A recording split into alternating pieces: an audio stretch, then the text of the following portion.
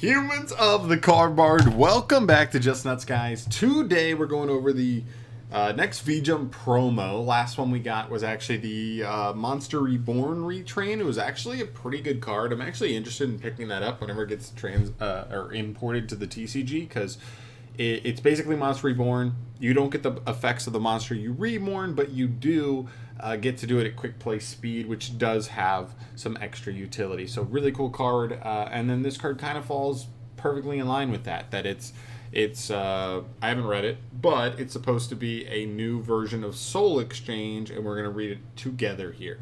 So this is spell card quotations Soul Exchange quotation marks. It's a normal spell. You can only activate one card with this card's name per turn. Immediately after this card resolves, tribute summon one monster, and if you do, it cannot be tributed this turn. When you do, you contribute a monster your opponent controls, even though you do not control them. If this card is sent from the field to the graveyard, activate this effect. Your opponent can apply this card's first effect. Whoa. Whoa, that is such a huge drawback, I feel like. So I'm thinking about this card, and I'm thinking about this card almost in terms of like True Draco, right? I'm thinking of True Draco going second, being able to activate this, tribute an opponent's monster to then tribute someone like a True Draco monster, and then do what they do.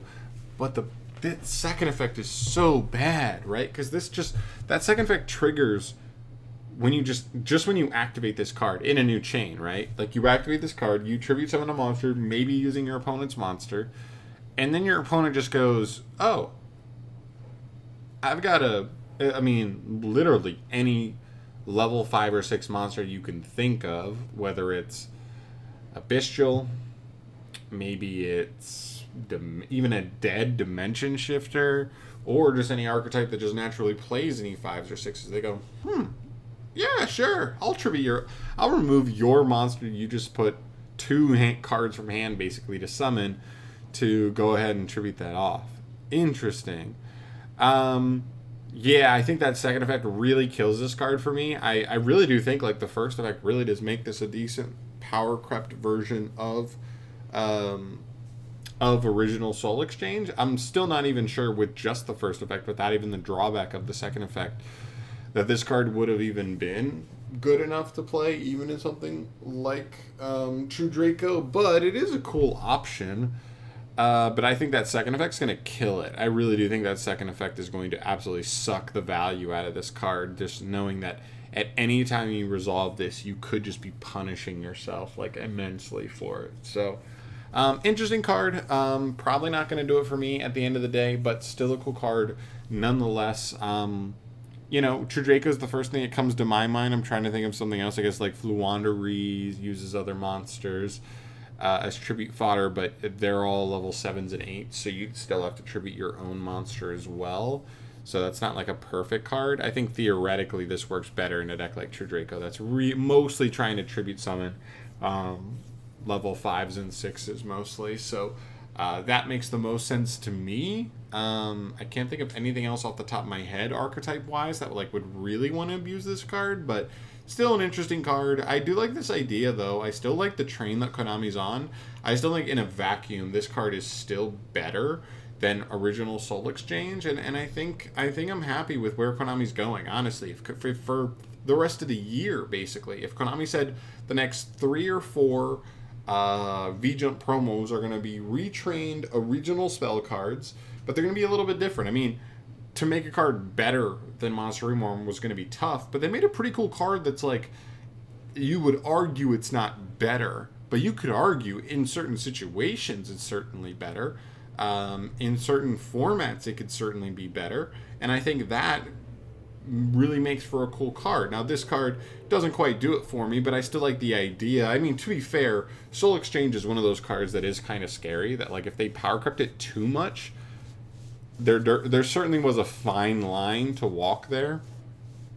You know what I'm saying? Like if Soul Exchange if they made a spell card that said like tribute however many monsters you need to from your opponent's field to like tribute summon a monster in your hand, And like, so if you open this with any level 7 or higher monster, you contribute 2 monsters your opponent controls to normal summon your own, and it counted as like an additional normal summon. It doesn't take your own normal summon. I mean, then we're maybe talking about some really scary shit. But you know, that's not where they went with it.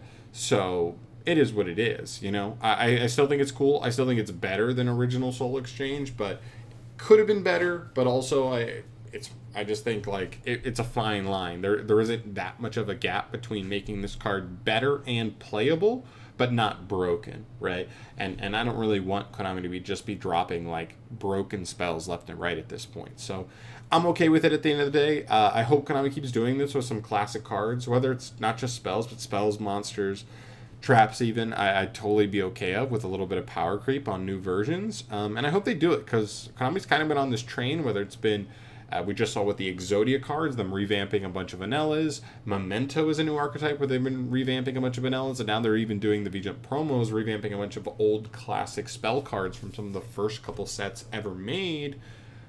I like this vibe from Konami overall. As long as these cards are still like somewhat playable and like actually have like some potential, I just don't want them to release like large quantities of cards that are just like untouchable, unplayable, like you cannot even look at them type cards. And I think they're doing a decent job of that. So all in all, this card's a whiff for me, but I do like the direction Konami's going in. But I want to hear from you guys. Let me know your thoughts down below, not just on this card, but what other classic spells, monsters, traps, whatever you would like to see revamped if Konami's just going to keep on with this train.